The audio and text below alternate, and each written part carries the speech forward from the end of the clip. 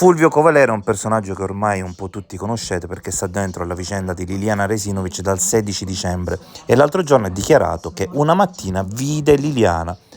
Quando vide Liliana? Questa è la domanda che ci siamo posti e abbiamo cercato di girarla a lui. È nato un interessantissimo dialogo che adesso avrete modo di ascoltare. Lei veniva giù per via Alessandro, ho visto questa persona che somigliava molto a lei. Ho l'impressione che come mi sono girato e l'ho vista, questa forse Liliana si è fermata e ha attraversato la strada e è andata dall'altra parte. Come per evitare il suo sguardo? Che fosse in uno stato d'animo, no? Che non voleva farsi vedere in quelle condizioni, magari stava piangendo, ora era triste. Lei descrive di aver visto Liliana in Viale Sanzio una mattina, la vede, però gira il viso come che non si voglia far vedere.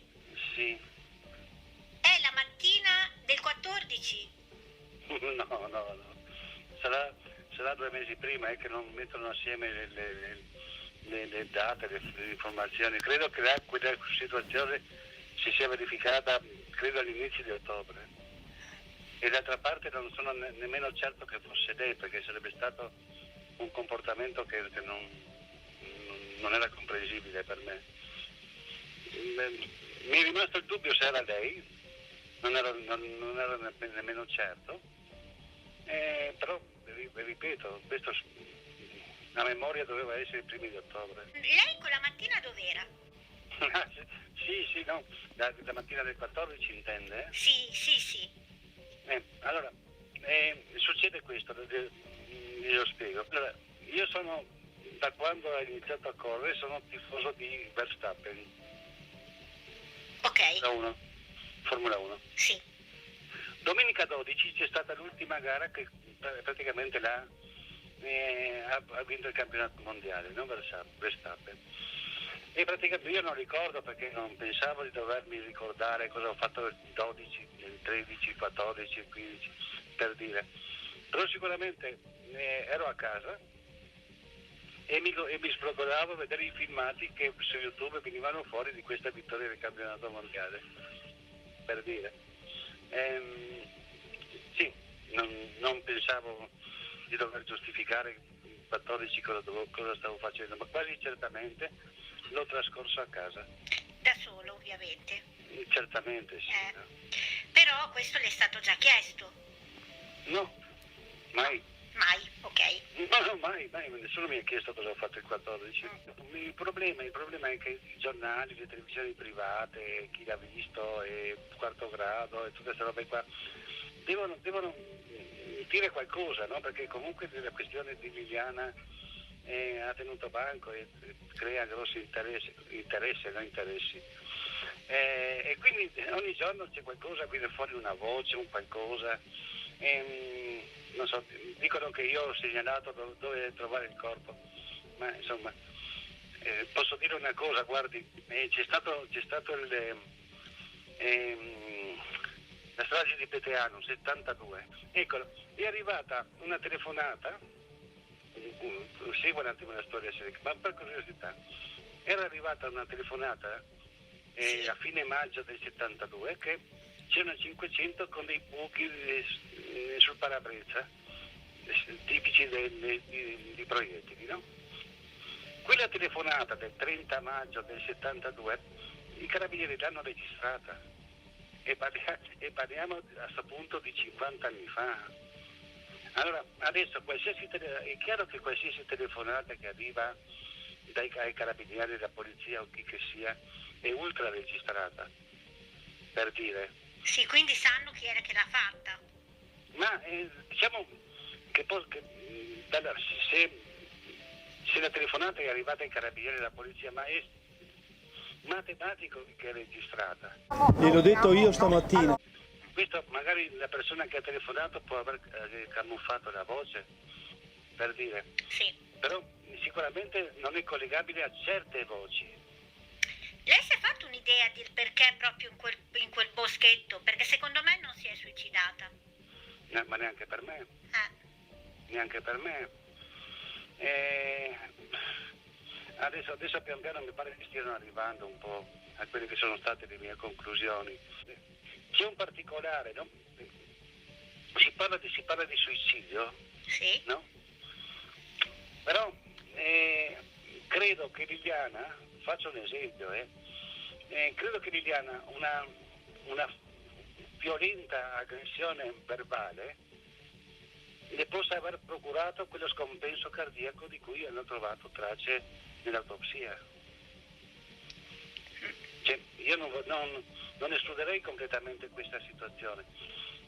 Allora, se questa ipotesi fosse vera, chiaramente se c'era Sebastiano con lei e che l'ha aggredita verbalmente fino, no, a farle scoppiare di tensione, ma Sebastiano avrebbe telefonato al 118 e avrebbe detto: guardate, mia moglie ha avuto questo malore, per dire, no? È sicuro Cosa? che l'avrebbe fatto? E suo marito? Cioè, allora, no, io immagino, io negli ultimi giorni ho preso in considerazione anche queste ipotesi, anche perché conoscendo la sensibilità, il carattere mite e questa roba qua, Liliana un'aggressione verbale forte, senza nessun cenno fisico, ma semplicemente accusandola di qualcosa, no? Una grossa incazzatura che subiva, magari, e sapendo di non aver colpa, di non avere, diciamo, no? Sì? Questo potrebbe averlo provocato lo scompenso cardiaco. Nel caso in cui una persona ha un alterco con un'altra e questo causi un infarto, sicuramente voi chiamerete l'ambulanza perché non sarà possibile ricondurre le cause del decesso al vostro operato. Nel caso invece in cui sul corpo ci saranno delle tracce di colluttazione, ecco che allora potrebbe scattare l'occultamento del cadavere, reato importante per cui nessuno si macchia di tale agito se non è strettamente necessario farlo. Io sulle prime ho pensato che il fatto di averla vestita in quel modo, il sacco nero messo come calzoni, il sacco nero messo come giacca, diciamo, no? Dalla testa in giù, il sacchetto attorno alla faccia, che comunque non ha provocato soffocamento. Io credo la posizione fetale, secondo me la posizione fetale è un'indicazione molto forte. È un'indicazione forte perché ma questo l'avevo scritto anche su Facebook, anche giorni, no, appena hanno trovato il corpo, credo. La posizione fetale è l'unica possibile per caricare un corpo nel bagagliaio di un'automobile. Eccolo. E allora supponendo che Liliana appena morta sia stata caricata nel baule di un'auto e dopo tenuta da qualche parte, non certo in un appartamento perché sono dopo un paio di giorni, no? Eccola. I sacchi neri, perché?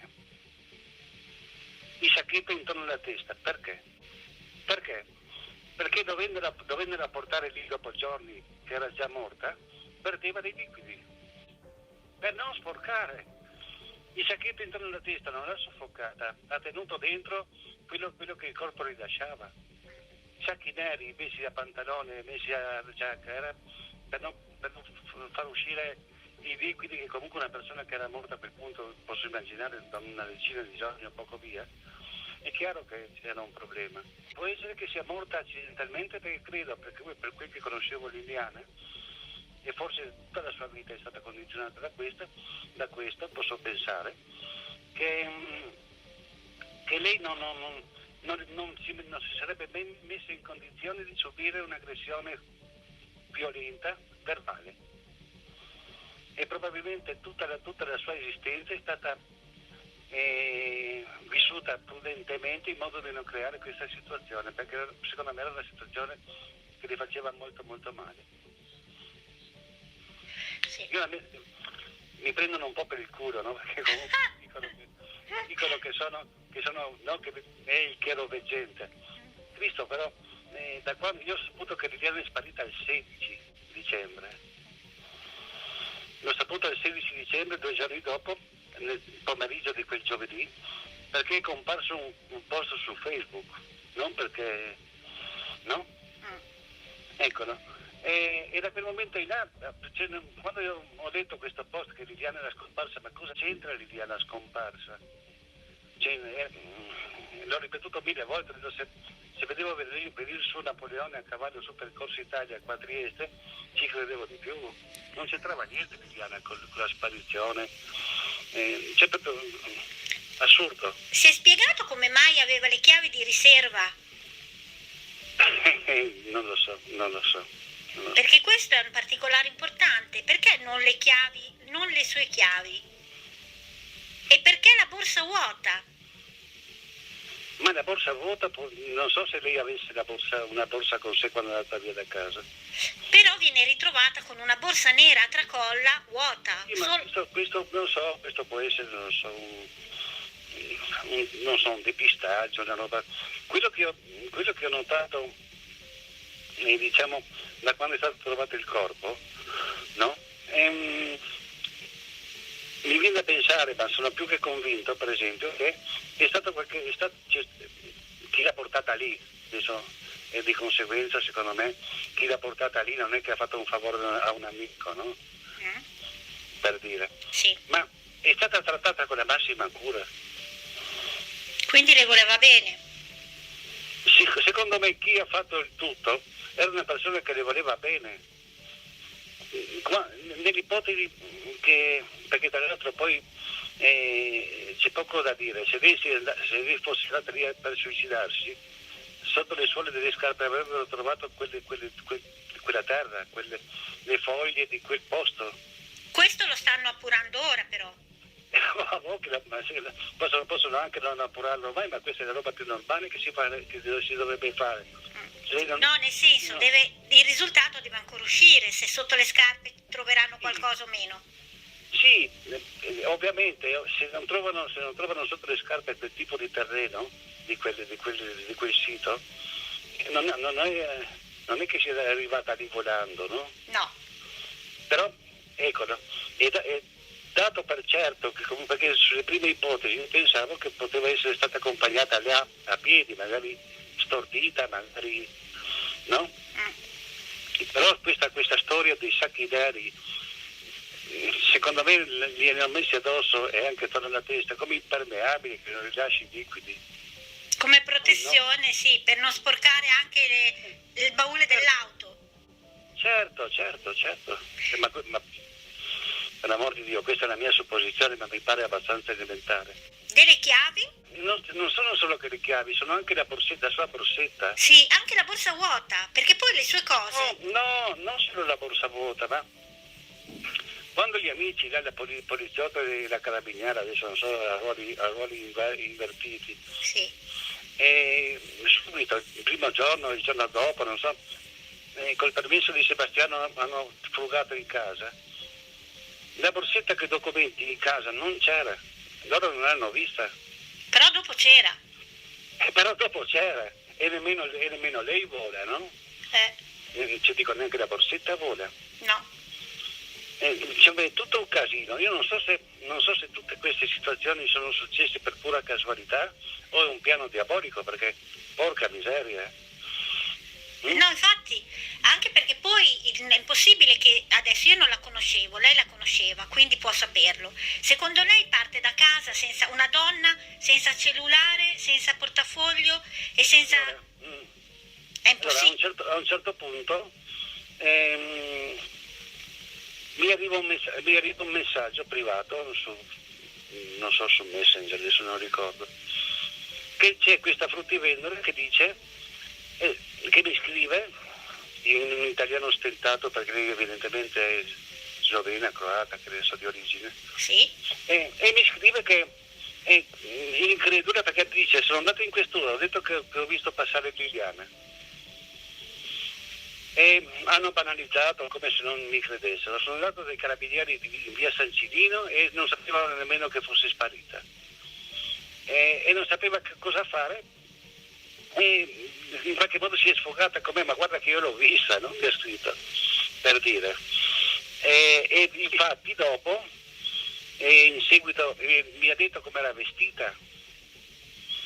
Io, il giorno dopo che mi ha mandato questo messaggio, sono andato da lei e le ho detto: ma ha visto se aveva la borsetta a tracolla? E mi ha detto: no, non ho visto borsette. Però poi, quando sono andato a rivedere le fotografie che quasi giornalmente postavano lei e Sebastiano, lei si vede sempre che porta la borsetta appoggiata sulla spalla destra, ma col tracolla sulla destra, ma la borsetta a sinistra. Sì, nel fianco sinistro è appoggiata. Sempre. Non Sì. ho mai visto, almeno nelle fotografie tante che ho guardato.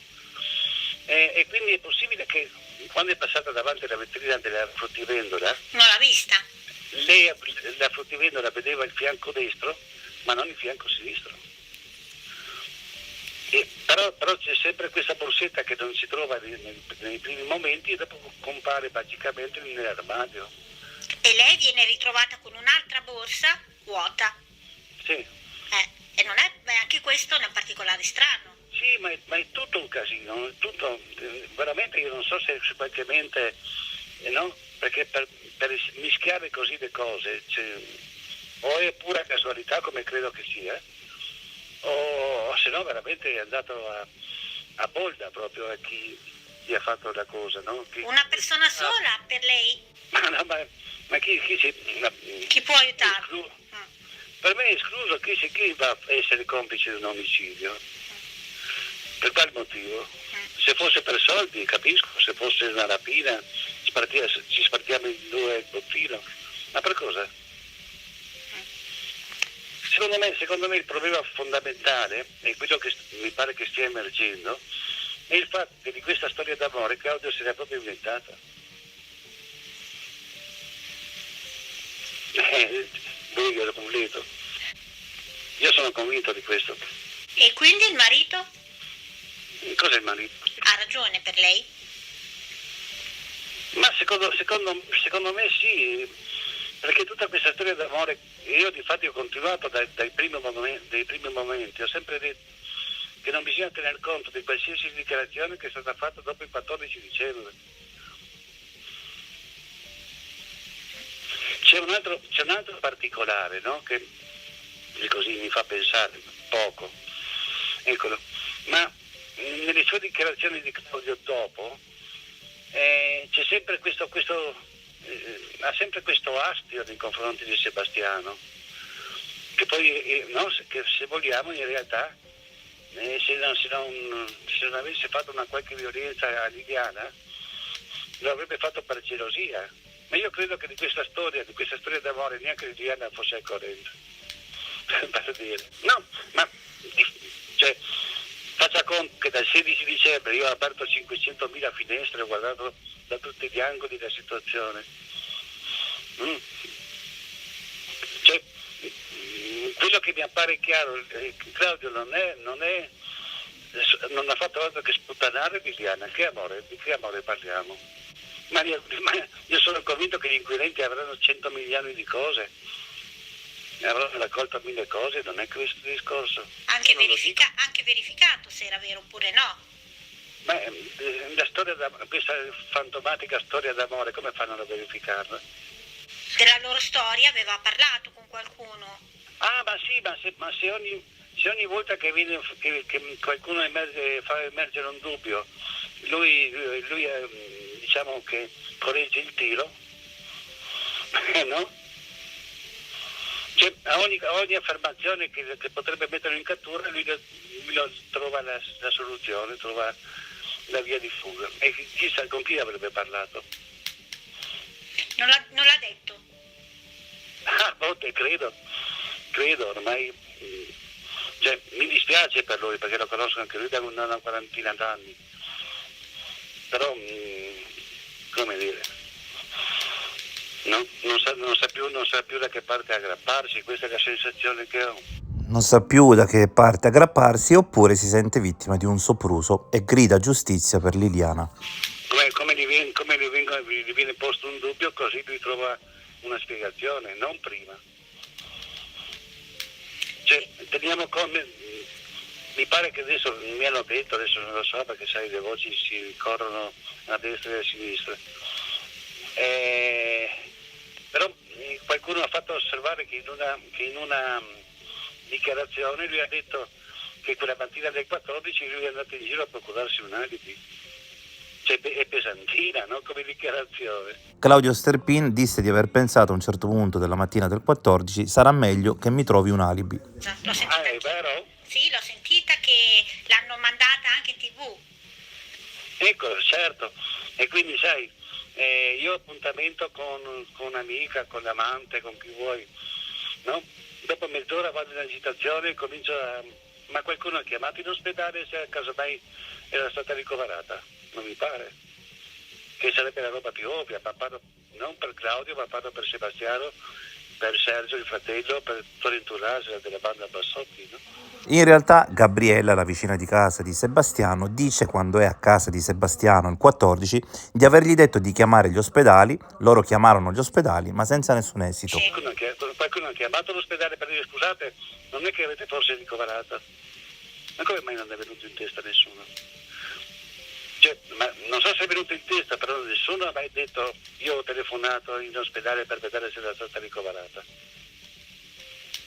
Cioè, ci siamo? Sì, sì. Nemmeno il marito però. Ma nemmeno il marito, ma nemmeno il fratello tanto affezionato, nemmeno la nipote, c'è nessuno. Mi hanno detto che per Ione di San Giovanni, qualche giorno dopo, hanno visto una giovane, bionda, probabilmente la nipote, che girava quella fotografia dicendo se qualcuno l'aveva vista. L'unica persona di famiglia. Ma è normale. Se non insistevano i vicini. Sì, ma io lo capisco. Lo capisco perché lui nelle sue dopo sono andato a rivedere le fotografie che postavano ogni giorno quasi e ho guardato con più attenzione perché lui pitturava questo rapporto come il grande amore, il rapporto perfetto, no? E come fai a un certo punto? Secondo me il suo remore stava semplicemente nel fatto come poteva, dopo aver spacciato questa storia d'amore favolosa con la moglie, andare in questura e denunciare la scomparsa. Cascava tutta la scena, no? Secondo me questa è stata la sua remore. Tutto lì, a mio parere, sai, per l'amor di Dio. Poi adesso ecco, guarda, che qualcuno diceva ma non è che Covalero avrà visto Liliana quel martedì 14, no? Sì, infatti la domanda che poi io mi sono posta e ho detto gliela faccio direttamente a lui così può replicare e può dire la sua. Ma certo, ma insomma ci sono i tabulati telefonici, voglio dire, non compaiono chiamate tra me e lei, non compaiono messaggi tra me e lei. No? Come faccio a sapere che Liliana, io non sapevo neanche che Sebastiano aveva questa che affidava i coltelli, che gli andava a consigliare il martedì. Ho saputo dopo, quando Liliana è sparita, che ogni martedì gli faceva questo servizio. Cosa potevo fare? Andare ogni mattina in fondo a via Damiano Chiesa, aspettare se Liliana spuntava, sì e no? E ha presente quel pezzettino che fanno vedere ora, non so se l'ha visto, hanno fatto vedere, mi sembra a quarto grado o da qualche parte, dove Sterpin esce da un punto particolare del parco di San Giovanni, sì, che sembra che sia un'uscita che conosca solo lui. No, allora, perché dopo mi hanno chiamato su diverse volte, no? Per fare le interviste, queste robe sul luogo dove hanno trovato il corpo. Praticamente l'area è un quadrato, tutto recintato, e c'è un'unica entrata, diciamo,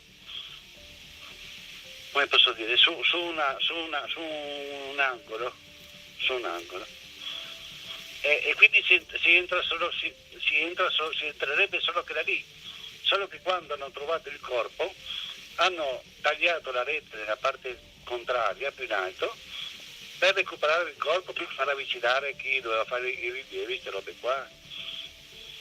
Ma finché non sono intervenuti i vigili del fuoco a tagliare la rete e far entrare le persone che dovevano ispezionare il corpo, c'era un'unica entrata. Quindi Liliana o chi l'ha portata è entrato da lì, dall'unica entrata? Dall'unica entrata possibile, certo. Poi si è creato la seconda nel momento in cui hanno trovato il corpo e i vigili del fuoco hanno tagliato la rete perché era più vicino al posto dove era messo il corpo. Non rischiava di essere visto da qualcuno? Chi ha portato il corpo? Sì. Ma Allora, se c'è qualche telecamera nel comprensorio di San Giovanni, non lo so, ma se c'è è per chi entra dal passo della via San Civino. Quella zona più alta, che in pratica quasi è l'uscita con la via Valerio, là non c'è niente di interessante, niente che abbia bisogno di una sorveglianza delle telecamere, queste robe qua. Per cui la strada comunque che attraversa il parco è aperta al traffico e non c'è problema. È possibile, ovviamente, quando è stato portato il corpo, credo che sia stato fatto di sera tardi o di notte, quindi il traffico praticamente inesistente. Se qualcuno magari si ferma là dove c'è questa l'unica entrata fino al momento in cui è stato eventualmente portato il corpo, magari si ferma lì, mette le 4 frecce e uno pensa che è andato a far pipì, se qualcuno passa con la macchina, no? Cioè, non so, bisognerebbe andare in un giorno X qualsiasi in quel posto verso la mezzanotte, l'1, le 2, le 3 di notte, o comunque di notte, e vedere quanto traffico c'è. Io credo che sia praticamente inesistente. Qui Valero probabilmente non ha visto il mio video che si intitolava La viabilità notturna al parco dell'ospedale, perché io ho fatto esattamente un video del genere in ora tarda presso il punto del ritrovamento del corpo, facendo vedere come il transito sia praticamente azzerato. No, ma sinceramente non me ne frega niente di difendermi, perché non ho niente da difendere, no? Perché comunque sia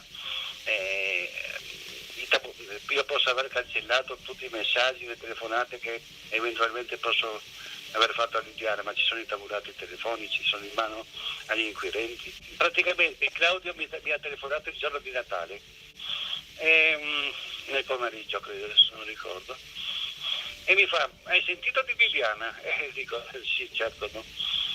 Parliamo del 25 dicembre, erano passati 10 giorni, 11, e avevo già cominciato a far casino, quindi. E io gli ho detto: le telecamere della scuola di polizia in fondo alla via Damiano Chiesa, nella parte bassa, gli inquirenti dicono che non hanno ripreso il passaggio di Liliana. Allora gli ho detto: guarda, se non è scesa per la via Damiano Chiesa, ovviamente fuori da via Barocca è salita su per la via Damiano Chiesa. E in pratica la via Damiano Chiesa sfocia sulla strada di Basovizza, e poi c'è una vecchia strada romana, qua costruita dai romani, che arriva su fino al monte, fino in cima alla collina, fino al... E gli ho detto: guarda Claudio, io non credo al suicidio, non credo che lei sia salita per di là, comunque per scrupolo andrei a vedere, solo che non ho una macchina, e mi pare che non potevo neanche dare con gli autobus perché c'era una questione di Green Pass, adesso non ricordo, so che... E ti accompagno io, e allora mi ha accompagnato su, in cima al monte, e io sono sceso a piedi, lui mi aspettava dove sarei sbucato in fondo sulla strada per Basovizza. E sono venuto giù e non cercavo Liliana, sono andato a fare la passeggiata perché ero straconvinto che là non c'era. Però venendo giù mi sono detto: ma parlano di suicidio, ma come si sarebbe suicidata? Nell'ipotesi, perché comunque no, ci sono 1000 modi per suicidarsi. E quando sono arrivato giù ho detto: Claudio, ma secondo te come si sarebbe suicidata? E lui mi ha detto: ma ne parlava Liliana di questo, di un ipotetico suicidio, che secondo me si sarebbe suicidata con tutte le medicine che ha Sebastiano a casa, voglio dire, no? E allora, se si suppone che loro, in questa ipotetica storia d'amore, loro si saranno visti 10 volte, perché lui parlava da ottobre, che è iniziata questa relazione a ottobre, fino a quel 14 dicembre poi. Io non so se 8 o 9 volte che vedi la tua amata finisci poi per parlare come ti suicideresti, no? Non credo. Capito. C'è tutto un casino, è tutto un... per dire. Sì, ma comunque se lei dovesse ripercorrere ma con pazienza, no? Ecco perché, vabbè, con pazienza, tutte le dichiarazioni che io ho fatto, tutti i post che ho messo su Facebook, io dal 16 dicembre fino a quando non è stato trovato il corpo, io non ho postato nient'altro che cercare di colpevolizzare e far venire dei sensi di colpa a chi ovviamente aveva provocato la morte di Liliana. Aveva uno scopo, ecco, lei.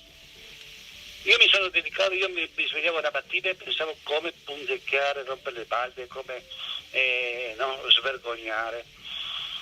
Non mi sono dedicato ad altro nelle mie pagine, nella pagina Facebook e neanche nelle dichiarazioni che ho fatto.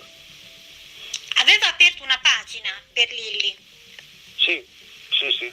poi l'ha chiusa. Ma sì, perché comunque poi spuntavano tutti i Sherlock Holmes. Cioè, non l'avevo aperta per quello, l'avevo aperta di ricordo più che altro di Liliana, no? Qualcuno che desse delle testimonianze su com'era queste robe qua. Io portavo avanti il mio discorso, diciamo, anche il fatto per esempio che ho fatto la ricerca se casomai una persona anziana ha degli sconti di pena se confessa. Sono stato, ma perché persone anziane? Ma Cristo, ma chi erano i sospettati? Dei bambini. Cioè le persone sospettate ovviamente erano Sebastiano o Claudio, no? E quindi ho cercato comunque e difatti se casomai una persona sopra i 70, mi pare che ci sia, sopra i 70 anni, confessa un omicidio, confessa un reato, non va in galera ma gli arresti domiciliari. Quelle segnalazioni che dicono che litigava con un uomo che aveva più di 80 anni nel boschetto. Ma sì, perché certo, perché ovviamente la persona che stava litigando con chi che sia aveva stampato sulla maglietta la data di nascita. Cioè, e poi tra l'altro questa testimonianza, chiamiamola, non era nei dintorni di Via Barocchio come vogliono far sembrare. Era in cima, era vicino alla Villa Revolteta, su in alto faccia conto, intorno a Via Marchesetti, da quello che ho capito. Se guarda su Google Maps vede che proprio completamente al di fuori. Cioè, sono tutte cose così, no? E che poi qualcuno ha ventilato che li avessi sentiti io litigare. Ma insomma.